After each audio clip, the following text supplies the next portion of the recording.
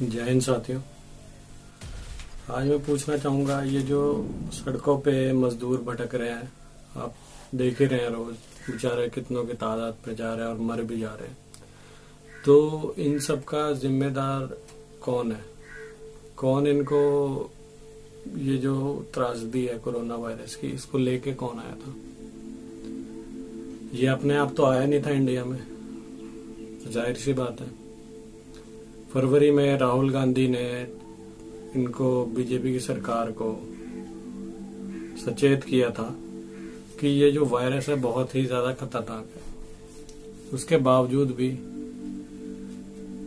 किसी ने नहीं सुनी, बल्कि उल्टा राहुल गांधी का मजाक बनाया गया कि ये तो भाई भटका रहा है, ठीक है, अफवाह फैला रहा है, ऐसा कुछ नहीं है। कुछ बीजेपी के जो नेता थे उन्होंने ये तक बोल दिया कि भैया यहाँ तो 33 करोड़ देवी देवता रहते हैं इन अपने देश में, तो इंडिया को तो कुछ होने वाला नहीं है। तो ये जो चीजें हैं राहुल गांधी की, ये भी इग्नोर की गई इस टाइम पे। और उसके बाद नतीजा आप देख ही रहे हैं कि कोरोना वायरस इंडिया में आया। उसके बाद पहला केस जो आया था जनवरी में आया था, ठीक है।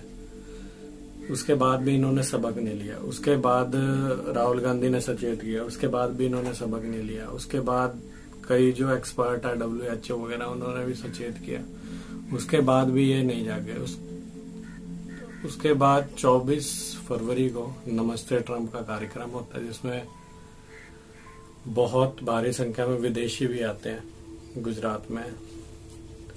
और उसके बाद भी लॉकडाउन नहीं किया जाता, क्योंकि MP में इन्होंने सरकार बनानी थी। तो जब इन्होंने सरकार गिरा दी MP में कांग्रेस की, तो उसके बाद इन्होंने लॉकडाउन घोषित कर दिया। तो मतलब कि इन्होंने अपनी सरकार और नमस्ते ट्रंप के कार्यक्रम के चलते लॉकडाउन नहीं किया। मतलब सब कितनी बड़ी लापरवाही है। सबसे बड़ी बात तो इन्होंने इतनी बड़ी लापरवाही करी, इसकी वजह से लॉकडाउन करना पड़ा और कितने अरबों खरबों का नुकसान हुआ है। उसके बाद ये क्या करते हैं, 22 मार्च को लॉकडाउन घोषित कर देते हैं और किसी को कोई सूचना नहीं देते मजदूरों को कि जो अपने घर जाना चाहे उसको 1 हफ्ते का कम से कम टाइम देना चाहिए। नहीं, जो जहाँ है वहीं रहेगा, ठीक है, चाहे राशन मिले ना मिले, जो जहाँ है वहीं रहेगा। तो उसके बाद इन्होंने क्या किया, लॉकडाउन घोषित कर दिया। जो मजदूर थे वो बेचारे वहीं के वहीं फंसे रह गए, उनका काम तो ठप हो गया। अब बेचारे खाएं कमाएं क्या? तो जब लॉकडाउन हो गया तो मजदूरों के पास समस्या ये आ गई कि उनकी नौकरी चली गई, काम काज, फैक्ट्रियां बंद हो चुकी थी। तो क्या करें? और सरकार चाहे कोई भी हो, चाहे दिल्ली सरकार हो, चाहे कांग्रेस की सरकार हो, चाहे बीजेपी सरकार हो, महाराष्ट्र में हो, कहीं भी कोई भी सरकार मजदूरों को पर्याप्त खाना खिलाने में असमर्थ रही। और इसके बाद लोग, जो मजदूर हैं, गरीब तबके के लोग हैं, वो अपने अपने गांव जाने की जिद करने लगे। उन्होंने ये तक कह दिया कि हमें अपने गांव जाने दो, उसके बाद चाहे आप 6 महीने साल के लिए लॉकडाउन कर दो, हमें कोई फर्क नहीं पड़ता। क्योंकि वो वहां पे आत्मनिर्भर है, वहां पे वो, क्योंकि उनकी अपनी खेती है, कमाई है, जो भी कर लेंगे पर वो रह लेंगे। उसके बावजूद भी कोई सरकार नहीं सुनती। ट्रेनें चल नहीं रही है, बसें चल नहीं रही है, क्या करे बेचारे, पैदल निकल पड़े। उसके बाद भी सरकार नहीं जागी। मजदूर पैदल चल रहे हैं, उनको बॉर्डर पे रोका जा रहा है और उनको पीटा जा रहा है पुलिस के द्वारा बेरहमी से।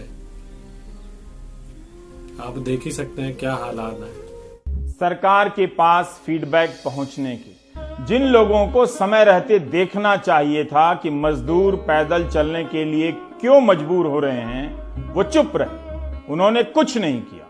16 मजदूर कटकर मर गए। ये हादसा सिर्फ मजदूरों के साथ नहीं हुआ है, उस समाज के साथ भी हुआ है जो अपने आसपास के झूठ के सहारे जीने लगा है। वो देख रहा था टीवी के जरिए कि मजदूर कई दिनों से पैदल चलने के लिए मजबूर हैं, मगर उसे अपनी बोरियत का ख्याल था, क्योंकि उसे टीवी पर एक्साइटमेंट पैदा करने वाली डिबेट का चस्का लगा। सर हम लोग को जाने नहीं मिल रहा है, बहुत रुकावट है, पुलिस जाने नहीं दे रहा है। हम लोग पुलिस वाले जो है ना हम लोगों पर डंडे बरसा रहे हैं। सड़क पे चल रहे पुलिस वाले डंडे बरसा रहे हैं। जी, वो ये नहीं पूछ रहे हैं कि तुम लोग क्या खाए नहीं खाए, वो पूछ नहीं रहे हैं, सिर्फ डंडे मार रहे हैं। कम से कम ये भी तो पूछने चाहिए, कम से कम तुम लोग खाया या पिया नहीं, तुम लोगों को मतलब जिसे ठेकेदार पैसे नहीं दे रहा है, मतलब पुलिस वाला खाने के लिए नहीं दे रहा है, ये सब पूछने के बजाय उसने डंडे मारने चालू कर दिए। तो हम लोग क्या करेंगे सर, गरीब आदमी हम लोग को अब रहने के सिवा जब मजदूरी कर नहीं सकते यहाँ, जब गाड़ी भी बंद रहेगा तो हम लोग तो घर जाना पड़ेगा। क्यों आप लोग रुक नहीं रहे हैं और क्या करेंगे? हम लोग के पास इतना बड़ा मजबूरी आ गया है, ना खाने का उपाय चल रहा है, ना रहने का साधन है। खाली बोल रहा है स्पेशल ट्रेन भेजेगा, स्पेशल ट्रेन भेजेगा, बस भेजेगा, लेकिन अभी तक कुछ नहीं भेजा। ऐसा ही राह देखते देखते 2-2 महीना बिता दिया। ये देख तो लास्ट में मजबूरन हम लोग को ये कदम उठाना पड़ा। यही नहीं, आज भी उसी महाराष्ट्र में रेल की पटरियों पर अनगिनत मजदूर पैदल चल रहे हैं। ये वीडियो 8 मई की सुबह की है। इस वक्त ये जिंदा हैं। क्या इनके लिए कोई ट्वीट है? हमारी संवेदनाएं मरने के बाद के लिए ही नहीं, पैदल चलने वाले मजदूरों के साथ अच्छी खासी संख्या में गर्भवती महिलाएं भी हैं, जो किसी तरह अपने आप को संभाले हुए मीलों सैकड़ों किलोमीटर दिन रात पैदल चलने के लिए मजबूर हैं, और वो पर्याप्त भोजन भी नहीं खा पा रही हैं। तो सोचिए उनके शरीर पर कितना प्रतिकूल असर पड़ रहा होगा। उनके साथ छोटे छोटे बच्चे भी हैं, लेकिन इन गर्भवती महिलाओं के लिए एम्बुलेंस तक नहीं है हाईवे पर, ना ही ट्विटर पर कोई हैशटैग। ये सारी तस्वीरें टीवी पर कई दिनों से चल रही हैं, लेकिन आईटी सेल लगाकर देखने वालों की निगाहों को 2 हिस्सों में बांटने का खेल अब पूरा हो चुका है। इसलिए देखने वालों को यह नहीं दिखता कि इस गर्भवती महिला की क्या हालत है। उसे यह दिखने लगा है कि यह तस्वीर कहीं सरकार विरोधी तो नहीं है। जिस जनता से सरकारें फलती फूलती हैं, उसी की तकलीफ सरकारों के विरोध में देखने की आदत मीडिया ने आपके वहाँ भी ज्यादा सरकार से ज्यादा परमिशन लो, वहाँ ज्यादा परमिशन लो। ऐसा करते करते हम पैदल चले आए, लेकिन कुछ व्यवस्था नहीं है। सरकार वोट के लिए आ जाते, क्यों आते हैं? हमारे व्यवस्था नहीं करते, तब झूठा बयान देता है उन लोग। कब आप लोग निकले थे? हम परसों निकले थे। खाया आपने? कुछ नहीं खाया सर, पैसा कौड़ी है नहीं है सर, क्या खाएंगे सर? पैसा कौड़ी कुछ नहीं है हमारे लिए। तो आप लोग के लिए तो स्पेशल ट्रेन चलाया जा रहा है। चला रहे थे सर, झूठे बोल रहे थे सर। तारीख बाई तारीख, उसमें तारीख बाई तारीख कैसे क्या करेंगे? आज कलेक्टर के पास जाओ, MRO ऑफिस जाओ, कहाँ जाओ? 1 महीना हम लोग बैठा सर, 40 दिन बैठा था। 40 दिन कुछ रोज नहीं मिला सर हमको। वहाँ पैदल आ रहा था, कुछ नहीं है खाने पीने के लिए, न पैसा न पैसा। लेकिन हम क्या करें, गरीबी आदमी मर रहे हैं ना। बड़े आदमी लोग क्या करेंगे? रोड में जा रहे हैं, आ रहे हैं, सिर्फ गरीबी आदमी घर में घुस रहे हैं कि गरीब आदमी ला रहे हैं क्या संक्रमित कोई? लेकिन जो मजदूर निकले हैं, उनके क्वारंटीन के लिए जो व्यवस्थाएं बनाई गई हैं, वो तो कई जगह मीडिया को कवर करने नहीं दिया जा रहा है, और मीडिया कवर कर भी नहीं रहा है, वरना आप टीवी के सामने बैठकर वो तमाम दृश्य देख भी नहीं पाते। तो इतना अंतर करने की क्या जरूरत है? एक और प्रक्रिया के नाम पर अंतर का निर्माण किया गया, रजिस्ट्रेशन। विदेश में रहने वाले लोग ऑनलाइन रजिस्ट्रेशन कर सकते हैं, लेकिन मजदूरों को अगर आप मजबूर करें कि जाने से पहले ऑनलाइन रजिस्ट्रेशन करेंगे और उसमें से आपका चुनाव होगा, फोन पर SMS आएगा, तो सोचिए उनके लिए यह प्रक्रिया कितनी जटिल और भयावह, जिनके पास स्मार्टफोन तक नहीं। आप अब ये फॉर्म जो है उसको आप टाइप करा के लो इंग्लिश में, क्योंकि हर राज्य को समझ में आना चाहिए ना क्या लिखा है उस पर। तो इसीलिए इंग्लिश में उसको टाइप करके लेके आओ। तो आप उसका पेन ड्राइव भी ला सकते हो। पेन ड्राइव नहीं ला पा रहे हो तो ईमेल आईडी ले लो पुलिस स्टेशन का, उस पर ईमेल कर दो। हमने मान लिया है कि सारा भारत ट्विटर के टाइमलाइन पर ही मुफ्तखोरी कर रहा है या व्हाट्सएप में खोया हुआ है, लेकिन जिनके पास स्मार्टफोन नहीं है उन तक आप किस तरह से सूचनाएं पहुंचाएंगे? वो भी आज के जमाने में कई तरह से जिंदगियां बदली हैं। हमें कुछ कहानियां मालूम हैं, लेकिन बहुत नहीं मालूम। हम ये सुन पा रहे हैं कि लघु व मध्यम स्तर के जो कारोबारी हैं वो अप्रैल महीने में सैलरी नहीं देंगे, और बताते हैं कि ये संख्या 12 करोड़ लोगों की। अब आप अंदाजा कीजिए कि 12 करोड़ लोगों के खाते में अगर अप्रैल की सैलरी नहीं पहुंची तो उन पर क्या बीतेगी मानसिक तौर पर। जो लोग कल तक रेस्तरां चलाते थे, 10-12 लोगों को रोजगार देते थे, आज वो खुद सब्जी बेचने लगे हैं। उनका रेस्तरां, उनका होटल बंद हो गया है। 2000-2500 रुपए की सब्जी लाओ भी तो 4 दिन में बिकती, उसमें पता ही नहीं चलता है। फिर घर भी तो चलाना है, चावल दाल आटा रोटी, और सरकार की तरफ से कोई मदद भी नहीं मिली इस लॉकडाउन में। कुछ हम लोग गरीब लोग के लिए सोचता, कोई पैसा कुछ भी नहीं, राशन भी नहीं। 22 तारीख से ना स्टेट का है ना सेंट्रल का है, कोई किसी को नहीं दिखा, ना काउंसिलर है ना एमएलए है ना एमपी है, किसी को नहीं दिखाई दे रहा। मेरे को समझ में नहीं आ रहा ये प्रशासनिक में है किस लिए है। हम लोग जो वोट दे के जिताते हैं ये क्या है? अगर ये आज देश दुनिया मुसीबत में है तो इन लोग को किस लिए चुना किया गया? कोई नहीं आ रहा। अरे कम से कम आके तो मिल लीजिए जो क्या मुसीबत है क्या नहीं है, खाना मिल रहा है क्या नहीं मिल रहा है। ऐसा है कि साहब जी जो कहाँ से रहेंगे तो बताइए। मोदी जी ने जो किया ना बढ़िया किया, हमारे लिए सही किया है, हमारे लिए तो बढ़िया किया आपने। हम तो ऐसा कि चलो भोग लगे जैसे करेंगे कर लेंगे हम, पर वो तो एक जगह बैठे ना कम से कम। अरे उनको कम से कम सोचना चाहिए कि कम से कम परेशानी जैसे गरीब आदमी है उनको कुछ करें तो करना तो चाहिए, उनको नहीं करना चाहिए। चलो ठीक है, हम तो जैसे हैं तो निकल जाएंगे, मर जाएंगे जैसे भी होगा, हम निकल जाएंगे। बच्चों को लेके हम निकल जाएंगे। हम बहुत परेशान हैं साहब, बहुत परेशान हैं। अब जी हम बच्चे हम कैसे करेंगे बताओ हमें आप। यहाँ से भगा दिए, यहाँ से जाके यहाँ से भगा देंगे। अब जाएंगे कहाँ से? जाके अम्बाला से आ रहे हैं हम। कहाँ से? अम्बाला से आ रहे। 6 दिन हो गए यार, 6 दिन हो गए। किसी की टूटी हुई साइकिल ली थी कि 500 रुपए टूटी साइकिल ली थी, आज वैसे ही चल रहे हैं। सही है जैसा है वो तो एक जगह बैठे हैं ना, एक जगह मिल रहा ना खाने के लिए उनको लिए। आप मत रोइए भैया, उनके लिए मिल रहा ना खाने, शांति से बैठे हैं। उनने फोन कर दिया हाँ ये चाहिए वो चाहिए, उनके लिए आ जाएगा। हमारे लिए कौन सुनना है बताओ। यहाँ पे जाएंगे, यहाँ पे पुलिस वाले डंडे मारते, वहाँ ऐसे बंदे को इतना मारा, इतना डाल दिया उसे डंडे मार के।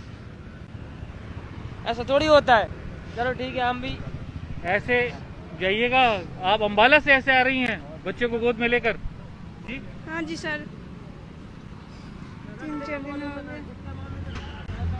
तो यहाँ रुक क्यों नहीं जाते फिर? यहाँ पे खाने का इंतजाम नहीं है क्या दिल्ली का? नहीं है सर, खाने के लिए नहीं, पीने के लिए। करते थे हम लोग। जी क्या काम करते थे? वो जो ईंट के लाएगा, जो मिस्त्री काम करता है, बेलदारी का करते थे। 300 रुपये 280 रुपये मिलते थे, तो उसका ही पैसा नहीं मिला हम लोग। तो ये हालत है, आप देख सकते हैं कि लोग अम्बाले से ये आ रहे हैं। इन्हें मध्य प्रदेश के छतरपुर जाना है। हर जगह से इनको खदेड़ा जा रहा है, इनको भगाया जा रहा है, इनको खाने नहीं दिया जा रहा है, लाठियां मारी जा रही है, रो रहे हैं, छोटा बच्चा बेहाल है। गर्मी का मौसम है, देखिए कैसे इंतजाम करके पानी को इस तरह से लेकर जा रहे हैं अपने बोतलों में कि किसी तरह ठंडा रहे। पैरों में चप्पल नहीं है, चिलचिलाती धूप है, बहुत बेइंतहा गर्मी है। इस इंसान को मध्य प्रदेश तक का सफर तय करना है। कौन सा गांव है आपका भैया? छतरपुर जिले का है, बड़ा मलहरा। कौन सा जिला है? छतरपुर जिला जी। तो कैसे जाइएगा? पैदल जाएंगे। क्या करें? पैदल जाइएगा? तो पैदल तो बहुत दूर है, आप कैसे पहुंचिएगा? कुछ साधन ही ना, कुछ सरकार कर रही है। चप्पल आपके? चप्पल टूट गई। तो एक काम कीजिए, आप मेरा वाला आएगा पहन के देखिए, ये आएगा तो आप पहनिए।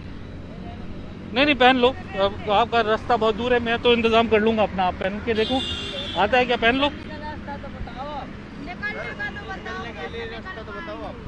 क्यों निकलने का क्या परेशानी आ रही है यहाँ? निकलने के लिए बॉर्डर पार नहीं होने दे रहे। कौन नहीं पार होने दे रहा है? यहाँ पुलिस वाले सर। कहाँ से आ रहे हैं भाई आप लोग? हम आ रहे हैं विष्णु गार्डन से। अच्छा, कहाँ जा रहे हैं? हम जा रहे हैं एटा। हाँ तो पैदल जाइएगा? अब क्या करें, कुछ खाने के लिए नहीं है। रोज चावल खाएंगे, वैसे भी सर्दी जुकाम हो जाए तो क्या कोरोना हो गया। चावल खाने से भी दिक्कत आएगी नहीं। चावल ही खाएं और जाके धूप में खड़े हुए लाइन में लगे तब खाना मिलता है। तो खाने के लिए बड़ी परेशानी, लेकिन यहाँ पे तो सरकार का दावा है कि खाने का इंतजाम पूरा किया गया है। खाने पैसे ही नहीं है तो कहाँ के गंदे। और जब रूम किराया मांग रहे हैं भैया कहाँ से आ रहे हैं, कहाँ जा रहे हैं ये बताइए। बिहार फेसरी से नहीं, वो गुजरात जा रहे हैं। गुजरात जा रहे हैं तो हाँ, ट्रेन से जाइएगा। ट्रेन से जाएंगे। तो ट्रेन तक के लिए कोई साधन नहीं था आपके पास? यहाँ पे कोई मिल ही नहीं रहा है।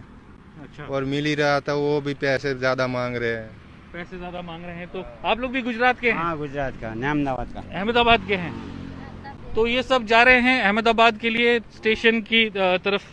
लेकिन जैसा मैंने आपसे कहा कि सरकार ने ट्रेनें तो खोल दी हैं, लेकिन कैसे स्टेशन तक जाएं इसका कोई इंतजाम नहीं किया है।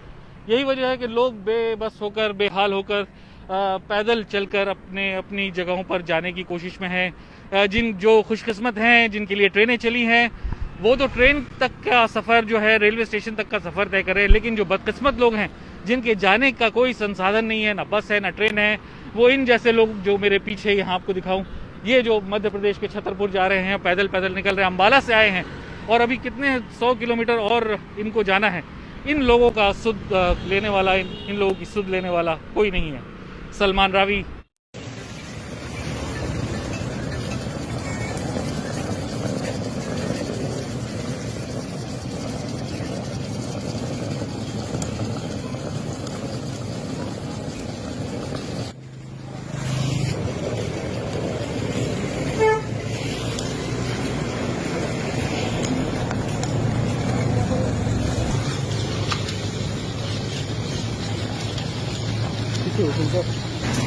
महोबा एमपी, महोबा झांसी। झांसी। आगे तो प्रशासन बस की व्यवस्था कर रहा है ना, बस से चलेगा तो लोग पैदल का जा रहे हैं। लो बोलो,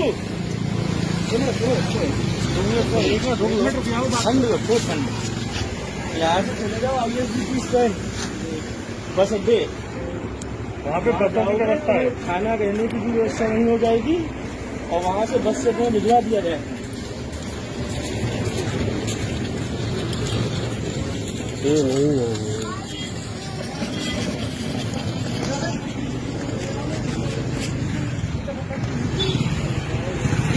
पलायन की एक परेशान करने वाली तस्वीर आपको दिखाते हैं। दिल्ली के निजामुद्दीन में एक ऐसे परिवार की दर्द भरी कहानी सुनी है जो आप देखेंगे तो आप कांप जाएंगे। देखिए, मध्य प्रदेश जा रहा ये परिवार अपने बच्चों को कैसे ले जा रहा है, देखिए और समझिए कि सरकारी मदद की जमीनी हकीकत आखिरकार है क्या। कोई व्यवस्था बन जाएगी दिल्ली से बाहर तो कोई साधन मिल जाएगा तो चले जाएंगे। इस तस्वीर में 4 साल का राज अपनी बहन के साथ खिलौने वाली गाड़ी पर बेफिक्र सोता नजर आ रहा है। साथ ही कुछ सामान भी बांधा गया है। सोते हुए इन बच्चों को अंदाजा भी नहीं है कि उनके माँ बाप इस खिलौने को रस्सी के जरिए खींचते हुए 6 घंटे का लंबा सफर तय कर चुके हैं और न जाने कितने घंटे अभी चलना होगा। अब इसलिए जा रहे कि यहाँ ना कोई खाने की व्यवस्था है, ना पैसों की, ना कोई ठेकेदार आ रहा है, ना कोई मालिक आ रहा है। तो यहाँ रह के करेंगे क्या, बच्चे परेशान है तो घर जाके ही गुजारा कर चला लेंगे। बच्चे हैं, कितनी देर से चल रहे हैं? 6 घंटे से चल रहे हैं हम। छोटे बच्चों के साथ? हाँ, छोटे बच्चों के साथ। कुछ बच्चों को गोद में ले लेते हैं, कुछ पैदल भी चल लेते हैं। तो इसी सहारे अपना सफर तय कर लेंगे। अरमान सड़क पर घिस रहे हैं। खिलौने खेलने की जगह जिंदगी बचाने का जरिया बन गए हैं। एक माँ के लिए इससे दुखद क्या होगा कि बच्चों के खिलौने को जान बचाने का जरिया बनाना पड़े। अब करेंगे, कोई थोड़ा बहुत वाहन मिल जाएगा, बॉर्डर पार करके धीरे धीरे चलते जाएंगे। सड़कें दर्द की ऐसी कहानियों से कभी खाली नहीं होती। कोई अंधेरा, कोई दूरी इन्हें रोक नहीं पाती। कहीं बच्चों की गाड़ी तो कहीं एक पिता की सवारी। एक तस्वीर हटती है तो दूसरी सामने आ जाती है। भला हो इस छोटे से पहिए का जो इनका कुछ बोझ तो कम कर रहा है। 2 छोटे मासूम बच्चे हैं जिनको एक छोटी गाड़ी पर लेकर के खींचते हुए ले जा रहे हैं। ये तस्वीर है हमारी राजधानी दिल्ली की, जहां पे पिछले कई दिनों से लॉकडाउन जारी है और लगातार कोरोना वायरस की केसेस बढ़ते जा रहे हैं और ये मजदूर हैं वो फंसे हुए हैं, पैदल ही चलते जा रहे हैं। 6 घंटे से पैदल चल रहे हैं, साइकिल पे सामान लेकर के, हाथ में झोला उठा करके चल रहे हैं। इतने देर से चल रहे हैं, बच्चे के पैर में दर्द हो गया, इसलिए उसके पिता ने उसको कंधों पर उठा लिया। ये तस्वीरें हैं जो दर्दनाक तस्वीरें हैं और ये तस्वीरें हैं राजधानी दिल्ली की, जहां पर मजदूर पिछले कई दिनों से फंसे हुए हैं। सवाल एक ही है कि जब बच्चों की गाड़ी पर पैदल आदमी जा ही रहा है तो फिर उसे सामाजिक दूरी वाली बस क्यों नहीं दी जा सकती। दामिनी कामिनी अपने पिता की साइकिल पर सवार हैं। दोनों बच्चे सो रहे हैं गहरी नींद में। इनको जो परेशानी है उसका अंदाजा तो है, लेकिन कोई विकल्प भी नहीं है। दामिनी कामिनी चले जा रहे हैं उत्तर प्रदेश के मल्लावा के लिए। हरदोई और उन्नाव के बीच में वो पड़ता है और वहाँ ये लोग साइकिल से जा रहे हैं। ये बताओ, आप छोटे छोटे बच्चों को, 2 बच्चों को लेकर के ऐसे साइकिल पे चले जा रहे हो मल्लावा के लिए, तो कैसे? बहुत लंबा सफर है। क्या किया जाए सर, जाना तो पड़ेगा ही। यहाँ तो भूखन मरेगा, मरने से तो बढ़िया है घर जाएंगे। क्या करते हो आप? काम करते थे, काम ही दरवाजे में सीट लगाते थे। अच्छा। हाँ, काम बंद हो गया, सरगा गांव भागे जा रहे हैं, पैसे नहीं बचे इतने दिन से। तो कहाँ आप कहाँ रहते थे? पेपर मार्केट में। दिल्ली के पेपर मार्केट में? हाँ हाँ। तो आप लोग कब चले हो? अभी चले थे 9 बजे। अभी रात में चले हो। तो वैसे में ये दामिनी कामिनी को लेकर के आप साइकिल पे जा रहे हो, बच्चे भी कितनी देर साइकिल पे बैठ पाएंगे? अब भैया जितनी देर बैठेंगे फिर कहीं सो जाएंगे। हाईवे पे ही सो जाओगे? क्या किया जाए। तो ऐसे में इतना लंबा सफर है, करीबन जो है 450 किलोमीटर का। 450 किलोमीटर आप ऐसे कैसे जा पाओगे? पैदल जाएंगे, आगे सवारी मिल जाएगी तो बैठ लेंगे, नहीं पैदल चलेंगे। लेकिन अभी तो फिर भी रात का वक्त है, आधी रात हुई है। दिन में जब भरी दोपहर होगी धूप में, कैसे बच्चे रहेंगे? बच्चे कहीं ठंडी में बैठेंगे और क्या करेंगे, दोपहर में थोड़ी चलेंगे। दोपहर में नहीं चलोगे, रात चलोगे। छोटे छोटे बच्चे हैं, क्या उम्र है बच्चों की? बच्चे हैं कुछ 3 साल का, 2.5 साल का। 3 साल का, 2.5 साल की बच्ची चले जा रहे हैं उनके पिता। क्या नाम है आपका? बबलू। बबलू अपने जो है 2 छोटी छोटी बच्चियों को लेकर के चले जा रहे हैं और इनका जो है जाना है उत्तर प्रदेश के मल्लावा में। और इनका ये कहना है कि रात में चलेंगे, दिन में कहीं आराम कर लेंगे, क्योंकि इतनी भरी दोपहर में तो नहीं चल सकते। पैरों में चप्पलें हैं और साइकिल पे सामान। साइकिल आप चला के भी नहीं जा रहे हो? पैदल जा रहे हैं, चला के क्या जा रहे हैं? चला के? अब इतना सामान है तो कैसे चलाएं सर? साइकिल चला भी नहीं सकते। क्यों? क्योंकि पूरा जो सामान है। बच्चों को जो है थोड़ी सी राहत मिल जाए, इस वजह से एक पिता अपनी 2 छोटी छोटी बच्चियों को लेकर के साइकिल पर, एक बच्ची गिरी भी जा रही है सोते सोते, लेकिन उसको भी संभाल रहा है पिता। लेकिन इनका ये कहना है कि आखिर यहाँ रह करके रहेंगे कैसे, क्योंकि खाने का जो है इंतजाम है नहीं और भूख प्यास से मरने से अच्छा है कि ऐसे ही सही आगे अपने गांव के तरफ, अपने कस्बे की तरफ चल दें। मेन हाईवे के बीच में देख सकते हैं कि वो हाईवे जहां पर पीछे से ट्रक्स भी आ रहे हैं, उस हाईवे पर अपने 2 छोटे छोटे बच्चों को लेकर के एक पिता चल रहा है। ये वो हाईवे है जो बहुत व्यस्त रहता है। भले ही अभी लॉकडाउन है, लेकिन इस सबके बीच में भी हाईवे पर ट्रक्स की आवाजाही रहती है, वाहनों की आवाजाही रहती है। और इस वजह से देख सकते हैं कि किस तरीके से अभी भी यहाँ पर से ट्रक्स गुजर रहे हैं, गाड़ियाँ गुजर रही हैं। लेकिन इनका ये कहना है कि अब हमारे पास और कोई विकल्प भी नहीं है, जाना तो है ही, क्योंकि यहाँ पर भूखों मरने से अच्छा है कि कम से कम कैसे भी हो अपने गृह जिले, अपने कस्बे तक पहुँच जाएं। कैमरा पर्सन भूपेंद्र रावत के साथ अंकित गुप्ता, एबीपी न्यूज़।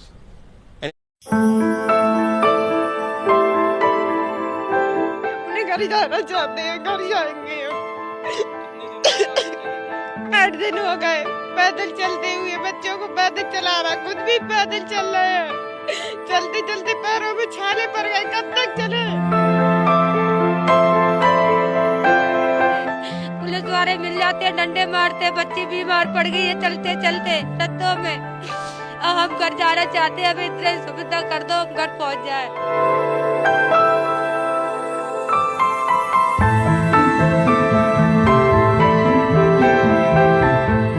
हे दर्द, अब तू ही रहम कर, इतना भी न तड़पा कि रहम दिल लोग इंसानियत ही भूल बैठे। पिछले 8 दिनों से लगातार पैदल चलते चलते सिसकियां भी अब होठों तक आकर कांपने लगी हैं। पैरों में इतने छाले पड़े हैं कि कदम जमीन पर रखते ही लड़खड़ा जाते हैं। आंखों में आंसू भी सूखने को है। हे सरकार, हे मालिक, इन गरीबों में अब तो जिंदगी जीने की जरा सी हिम्मत बाकी है। कहीं वो भी टूट ना जाए।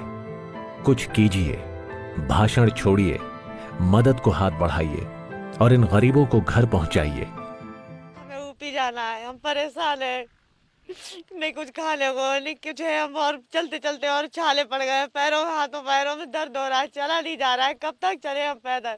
8 दिन हो गए हमें चलते हुए। अब हमने भी जाना चाहते हैं, हमारी कोई व्यवस्था करो, हमें घर पहुंचाओ। कहाँ से चले थे आप अभी? कहाँ पर? पंजाब से, गढ़शंकर घाई से। पुलिस वाले क्या बोलते हैं आपको? पुलिस वाले जाने नहीं देते, अगर उनसे ज्यादा नौरे पाते करो, पाँव छूते हैं, फिर भी वो नहीं निकलने देते, और कुछ कहो तो डंडे मारते हैं। लाचारी देखो इन बेचारों की।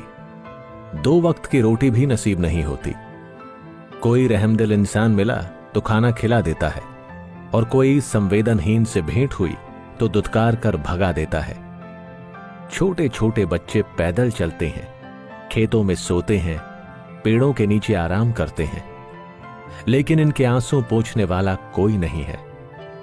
सरकार आश्वासन देती है, पुलिस डंडे से पीटती है, मंजिल दूर है और दर्द इतना कि जुबान से यही निकलता है, और कितना चलूं और कितना चलूं। अपने घर जाना चाहते हैं, घर जाएंगे हम। कितने दिनों से कहाँ से चले थे आप? 8 दिन हो गए पैदल चलते हुए, बच्चों को पैदल चला रहा, खुद भी पैदल चल रहे हैं। चलते चलते पैरों में छाले पड़ गए, कब तक चले? भी नहीं मिल रहा, पर किसी ने दे दिया तो खा लिया, नहीं दिया तो भूखे चल रहे हैं। हम अपने घर जाना चाह रहे हैं, मैं घर पहुंचा, हम यहीं नहीं रहेंगे। इतने दिन हो गए हम भूखे हैं, पेट में कुछ खाना भी नहीं गया है। तो खाना नहीं गया, घर की याद आ रही है? हाँ, घर की याद आ रही है। कौन कौन है घर में?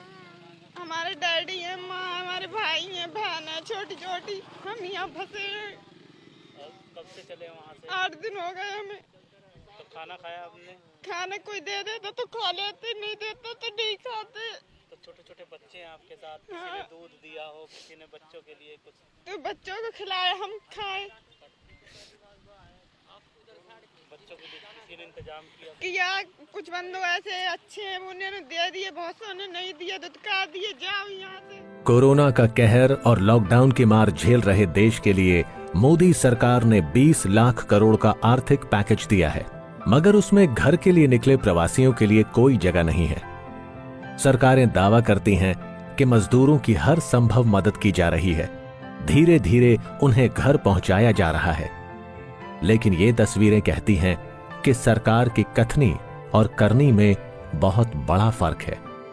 पलायन के इस दर्दनाक दौर में अब तक 100 से ज्यादा मजदूर मौत का निवाला बन चुके हैं, और सरकारें अभी तक दावों पर ही टिकी हैं। कहा जाता है हम करेंगे, हम कर देंगे, प्रवासियों को घर पहुंचा देंगे, लेकिन धरातल पर सच्चाई देखो। प्रवासियों की हालत ऐसी है कि कलेजा कांप उठे। हम घर पे जाना चाह रहे हैं, हमें घर पे पहुंचाओ। कुछ मजदूरों से इतने कहला कि हमारे घर पे पहुंचा दो, हमें खाने को नहीं मिलता, पहनने को नहीं मिलता। मतलब हम काम करा था, हमारा ठेकेदार भाग गया था मैं छोड़ के, और उनसे हम भागे थे, इसके हमारे बच्चों को खाने को नहीं दिया था किसी ने। तो हमने कि बच्चों को ले अपने घर पहुंचाएंगे, तो रास्ते में कोई तुम जैसे भैया मिल जाते थे, वो हमें खिला देते थे, तो हम बच्चों को खिला देते, अपना खाते की बच्चों को खिलाते थे। पुलिस वाले मिल जाते, डंडे मारते, बच्ची बीमार पड़ गई है चलते चलते रस्तों में। अब हम घर जाना चाहते हैं, अब इतना सुविधा कर दो, हम घर पहुंच जाए। साना ऊपी जाना है। सरकारों में बैठे सत्तासीन लोग और प्रशासन की बागडोर संभाल रहे अधिकारी ये क्यों नहीं सोचते कि मजदूर भी उनकी तरह ही हाड़ मांस के बने हुए हैं, इन्हें भी भूख लगती है और दर्द भी होता है। हरियाणा के करनाल से गुजर रहे ये प्रवासी मजदूर पंजाब से पैदल चलकर यूपी बिहार स्थित अपने घरों को जा रहे हैं। वोट इन्होंने भी दिया था, सत्ता बनाने में इनका भी हाथ है, मगर इन मुश्किल दौर में कहीं ना कहीं सत्तासीन लोगों ने इन्हें तन्हा छोड़ दिया है। बता दें कि प्रवासी मजदूरों की लॉकडाउन में नौकरी चली गई, बचे खुचे पैसे खर्च हो गए, राशन के लिए मोहताज होने लगे, तो भूख की तड़प में घर याद आया और ये पैदल ही घर की ओर निकल पड़े। 8 दिनों से पैदल चलकर थक चुके हैं। अब कौन पहुंचाएगा घर? जहां मौका मिलता है वहीं गुहार लगाते हैं, मगर सुनता कोई नहीं। करनाल से केसी आर्या, पंजाब केसरी।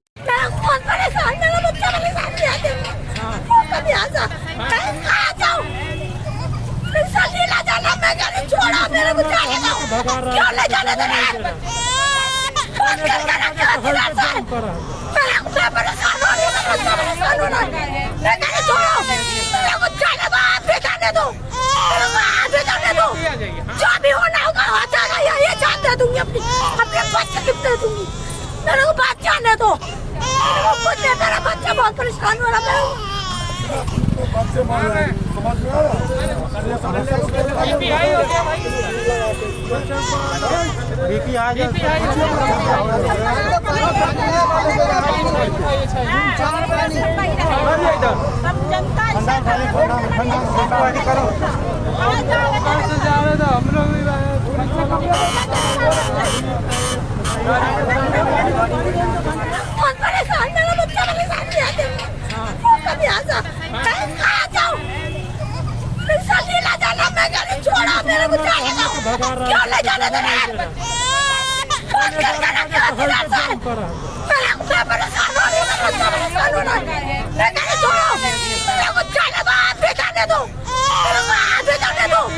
जो भी होना होगा हो जाएगा, ये जान दे दूंगी अपने बच्चे गिफ्ट दे दूंगी। मेरे को बात जानने दो, कुछ नहीं, मेरा बच्चा बहुत परेशान हो रहा है। बच्चे मार रहे हैं, समझ में आ रहा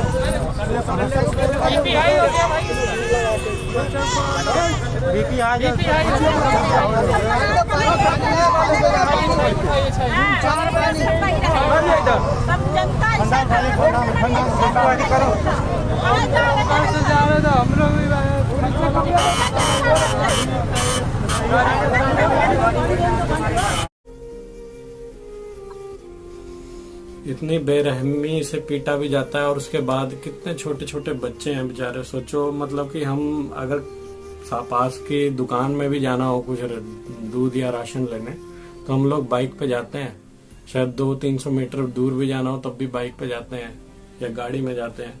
ये बेचारे 2-2 हजार किलोमीटर का सफर कैसे तय कर रहे हैं अपने नन्हे मुन्ने छोटे बच्चों को लेकर। इतनी तपती धूप है, 35-40 डिग्री की धूप पड़ रही है, पर ये नेता लोग तो एसी में बैठे हुए हैं ना, फिर भी इनकी आंखें नहीं खुल रही हैं। आपको जान के हैरानी होगी कि पाकिस्तान, भूटान, बांग्लादेश में भी ऐसी वीडियो कहीं भी नहीं देखने को मिल रही है। इंडिया में ही क्यों देखने को मिल रही है ये वीडियो, और क्यों नहीं कहीं मिल रही? क्या वहां लॉकडाउन नहीं हुआ? पर एक तरीके से हुआ, यहाँ तो कुछ सोचा ही नहीं गया। उसके बाद इन्होंने जब कितने लोगों ने इनको बोलना, काफी मीडिया वालों ने भी दिखाना चालू किया तो इनका थोड़ा सा जमीर जाकर इन्होंने ट्रेन चालू करी, वो भी गिनी चुनी। उसके बाद ये कहते हैं हम तो फ्री में भेज रहे हैं जी, बिल्कुल कोरा झूठ। उसके बाद भी इन्होंने ट्रेन की टिकटें ली है, ठीक है। और ऊपर से कुछ भक्त मेरे से उलझ गए, कहते हैं भैया जब काउंटर खुले ही नहीं तो टिकटें कैसे मिली? तो मैंने उनको वीडियो दिखा, 720 रुपए दिया है, टिकट पे 615 रुपए लिखा हुआ है।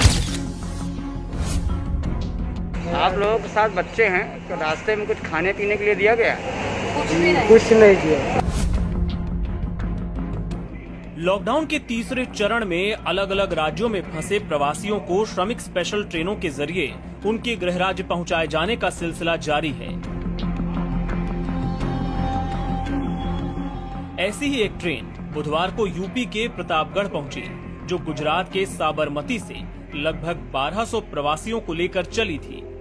सरकार चाहे लाख दावे करे कि स्पेशल ट्रेनों में सफर करने वाले लोगों से कोई किराया नहीं लिया जा रहा, लेकिन हकीकत इससे अलग है। लोगों से ट्रेन का किराया तो वसूला ही जा रहा है, ऊपर से 100 रुपए अलग से मांगे जा रहे हैं। साथ ही लोगों की शिकायत ये भी है कि 24 घंटे से ज्यादा के सफर में खाने पीने तक का ख्याल नहीं रखा जा रहा, जबकि ट्रेन में महिलाएं और कई छोटे बच्चे भी थे। कहाँ से आ रहे हैं आप? साबरमती स्टेशन। क्या करते थे वहाँ पे? फैक्ट्री में काम करते थे, इंस्पायर ऑन। अभी आप इतने लंबे समय से ट्रेन में हैं, रास्ते में आप लोगों को खाने के लिए कुछ दिया गया? खाली एक बार खिचड़ी दिया गया था और 2 बोतल पानी दिया गया है 2 दिन के अंदर। 2 दिन के अंदर आपको खाने पीने के लिए और कुछ नहीं दिया? और कुछ भी व्यवस्था नहीं की है। क्या अपना किराया टिकट लेके आए हैं? हाँ, हमने पैसा दिया है, 720 रुपये दिया है। टिकट पे 615 रुपये लिखा हुआ है। टिकट लिए है इस समय आप? हाँ, लिए। दिखाइए जरा।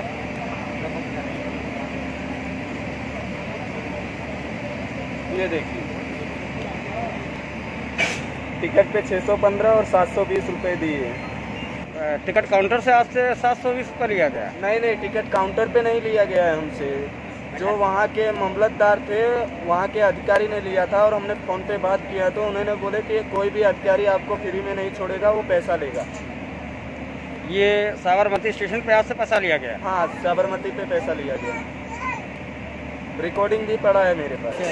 क्या करते थे वहाँ पे? काम करते थे कंपनी में। कंपनी में काम करते थे। कहाँ के रहने वाले हैं? यूपी का। आप लोगों के साथ बच्चे हैं, तो रास्ते में कुछ खाने पीने के लिए दिया गया? कुछ नहीं दिया। कटनी में कितना चावल दिया गया? बस एक चावल दिया था और पानी वानी नहीं दिया। पानी 2 बाटल कर दिया बस। टिकट लेके आए हैं आप लोग? टिकट लेके आए। टिकट है आपके पास? हाँ है। कितना पैसा लिया टिकट का आपसे? 750। और टिकट पे कितना है? टिकट पे 615 रुपये। जरा दिखाएंगे टिकट? टिकट दिखाएंगे? हाँ, देखो, देख लीजिए।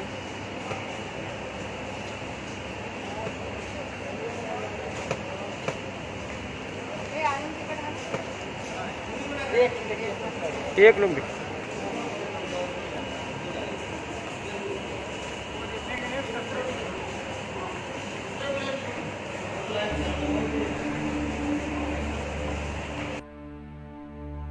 ये कोई पहला मामला नहीं है जब ट्रेन से लाए जा रहे प्रवासी मजदूरों ने ऐसी शिकायत की हो।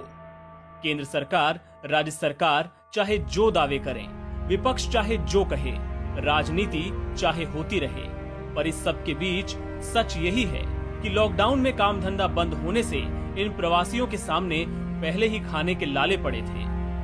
ऊपर से घर लौटने के लिए भी टिकट पर पैसे खर्च करने पड़े। इस कड़वी हकीकत से कोई सरकार मुंह नहीं मोड़ सकती।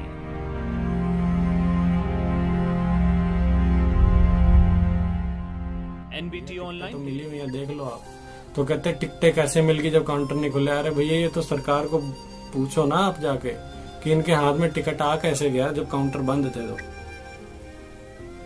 ठीक है, तो पहले तो आप ये देखिए कि कोरोना लेके कौन आया। ठीक है, आपको तो पहले फरवरी में ही आपको लॉकडाउन कर देना चाहिए था। आप तो अपनी सरकार बना रहे हैं, ट्रम्प खेल रहे हैं, नमस्ते ट्रम्प बुला रहे हैं। 100 करोड़ रुपए देके नमस्ते ट्रम्प बुलाया आपने, पर आपके पास 1 करोड़ रुपए नहीं है मजदूरों को अपने घर पहुंचाने के लिए। बसें नहीं चला सकते। ठीक है, और जो अमीरों का उनको विदेशों से हवाई जहाज में लाया गया। ठीक है, जिनको कि इंडिया पसंद नहीं था, जिन लोगों को इंडिया पसंद नहीं था वो बाहर गए थे, उनको आप हवाई जहाज में बिठा के लाए कोरोना फैलाने के लिए। और जो इंडिया में रह के जिन्होंने शहर बसा दिए हमारे मजदूर भाई, उनको आप घर तक नहीं पहुंचा पाए। कितनी शर्म की बात है। तो बेचारे क्या करते? कितने मजदूर मर जा रहे हैं। कल ही 32 मजदूरों की मौत हो गई।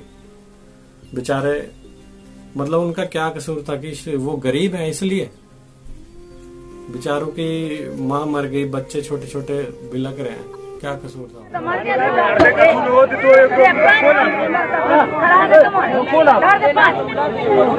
पानी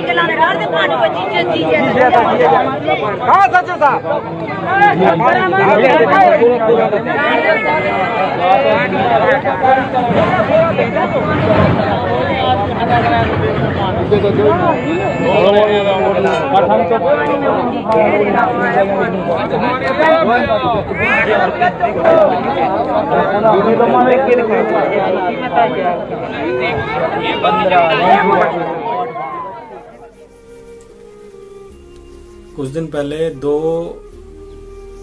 हमारे साधु मार दिए गए थे भीड़ द्वारा। उसके लिए पूरा देश, ये जी मीडिया कह लो या अर्नब गोस्वामी सीना ठोक ठोक के खड़े हो गए कि हमारे साधु भाई मार दिए, हिंदू खतरे में है। भैया, कितने मजदूर भूखे प्यासे घूम रहे हैं। ठीक है, 32 मजदूर मर गए। ठीक है, ट्रकों की भिड़ंत में, एक्सीडेंट में मर गए। कहाँ है तुम्हारा जमीर? मर गया क्या? अब हिंदू खतरे में नहीं है क्या वो हिंदू नहीं है जो मर गए? अब ये अर्णव गोस्वामी नहीं चिल्लाएगा, क्योंकि ये गरीब है, गरीबों की कोई सरकार नहीं है। पर अभी मैं देख रहा हूँ कुछ जो जितने भी ये अंधभक्त लोग हैं, बिल्कुल अंधभक्त, ठीक है, इनकी कोई भी प्रोफाइल में जाके देख लो, आप फेसबुक में देख लो चाहे, ठीक है, कोई भी गरीबों से रिलेटेड वीडियो या कमेंट नहीं होगा इनके लिए, कोई वीडियो शेयर नहीं करेंगे, उनके लिए लिखेंगे नहीं। क्यों?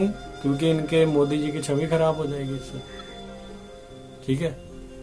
तो आपने तो साफ कर लिया कि आप किस साइड हैं, आप सिर्फ नेता को बचा रहे हैं, ठीक है, गरीबों से कोई लेना देना नहीं है आपका, यानी कि आप असली देशद्रोही आप है, ठीक है, क्योंकि आप नेता को बचाने की बात कर रहे हो, गरीबों के लिए आवाज नहीं उठा रहे हो। कोई वीडियो नहीं मिलेगी, सिर्फ मोदी की तारीफ में वीडियो मिलेंगे आपको। ऊपर से 20 लाख करोड़ का इन्होंने एक पैकेज दे दिया। पैकेज है वो कोई क्या? आप कह रहे हो गरीबों को लोन मिलेगा, ठीक है, एसएमई जो कंपनी उनको लोन मिलेगा, ठीक है, क्रेडिट गरीब किसान क्रेडिट कार्ड लोन मिलेगा, तो ये तो लोन मेला हो गया ना। पैकेज क्या होता है? ये तो आप वापस लोगे ना, लोन तो वापस लिया जाता है, वो तो कोई हुआ नहीं पैकेज। इससे पहले भी आप वीडियो देख सकते हैं। जम्मू कश्मीर के लिए 80,000 करोड़ रुपया का पैकेज देने का घोषित किया।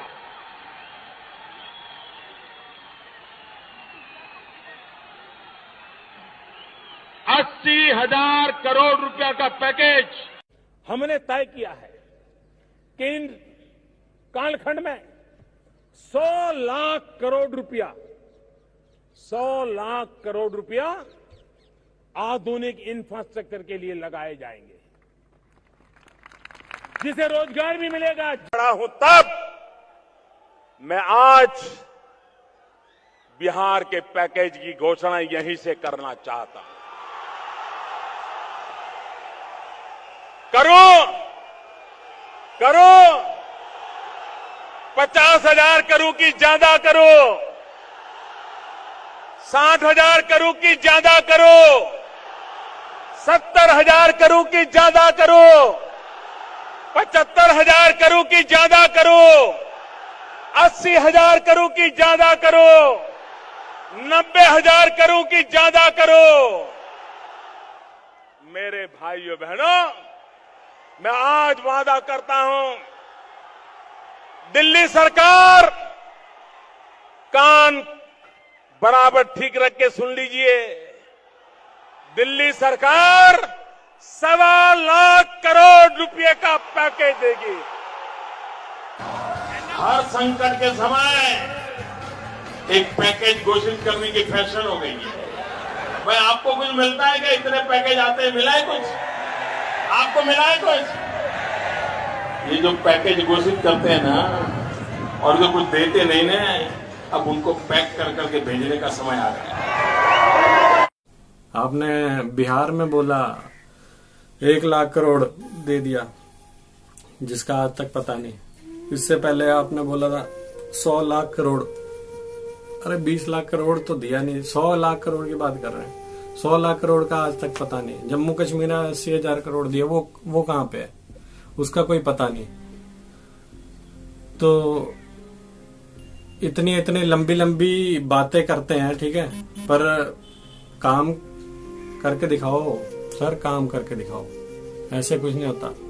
जितने मजदूर हैं, अगर आप 135 करोड़ जनता है, ठीक है, आपने 20 लाख करोड़ का पैकेज घोषित किया, अगर सबके अकाउंट में भी डाले तो 15-15 हजार होता है सर। और अगर 4 मेंबर भी हैं फैमिली में तो 60,000 हो गए उनके। तो 60,000 अगर किसी के पास आ गए तो भैया आप 6 महीने का लॉकडाउन कर लो, उसका राशन कंप्लीट है। पर नहीं, आप 135 करोड़ भी छोड़ो, 35 करोड़ तो ऐसे बंदे हैं, 100 करोड़ 135 करोड़ में से 100 करोड़ को ही दे दो, क्योंकि 35 करोड़ जो होंगे वो ठीक ठाक होंगे, जो मतलब खुद कमा खा सकते हैं, जो इनका थोड़ा बहुत पैसा है, कोई अल्ट्रा रिच भी है उसमें, तो आप 100 करोड़ को ही दे दो भैया। एक बंदे को 20-20 हजार दे दो। आप तो कंपनियों को दे रहे हो पैसा, वो भी लोन में। तो ये कोई पैकेज नहीं होता, ठीक है, ये लॉलीपॉप दी है जो आप बहुत पहले से बोलते आ रहे हो, पर वो मिला किसी को नहीं है अभी तक। इससे पहले आपने 1,75,000 या 17,000 करोड़ बोला था, वो भी कहीं पता नहीं उसका। पीएम केयर फंड का पैसा कहाँ गया, किसको दिया, वो उसका कोई पता नहीं। तो जितने भी ये अंधभक्त लोग हैं, मेरी वीडियो देखो और एक बार सरकार से भी सवाल पूछो, ठीक है। हर सिर्फ जो विपक्ष है उसी से पूछना है, अरे राहुल गांधी ने क्या किया। अरे भैया, इस केंद्र में तो आपकी सरकार है ना, आप बताओ ना क्या आपने क्या किया है। आप तो कुछ कर नहीं रहे हो, और दूसरा कोई करे तो आपको लगता है अरे ये तो वोट मांगने चले गए। अभी मैं देख रहा था एक वीडियो जिसमें राहुल गांधी बैठ के मजदूरों से बात कर रहे थे, उसमें कह रहा अरे ये तो वोट मांगने गए। और कुछ लोग कहते हैं, आगे कुछ दिन पहले से वो दिख नहीं रहा था तो कहते हैं कि ये तो दिखता ही नहीं है। मतलब करे तो भी बोलो, ना करे तो भी बोलो। तो शायद तुमने तो कोर्स ही किया हुआ है अंधभक्ति का, तो अंधभक्ति छोड़ो, ठीक है। और इन गरीब मजदूरों के लिए भी आवाज उठाओ। ये तो वही दृश्य हो गया जैसे 1947 में गरीब इधर से उधर गया था, वही सीन देखने को मिल रहा है।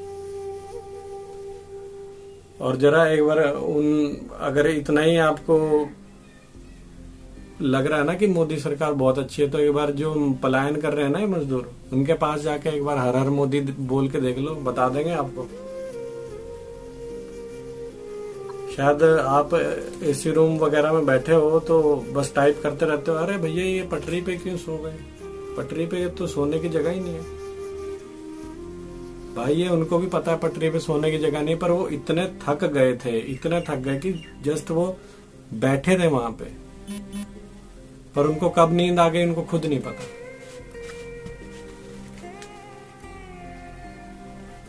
तो भैया गरीबों की आवाज बनो, ठीक है। इतना अंधभक्ति में मत डूब जाओ, चाहे वो कांग्रेस हो, बीजेपी हो, चाहे आम आदमी पार्टी हो, ठीक है। गरीबों की आवाज सुनो यार, बस मैं तो यही कहूंगा। थैंक यू, जय हिंद।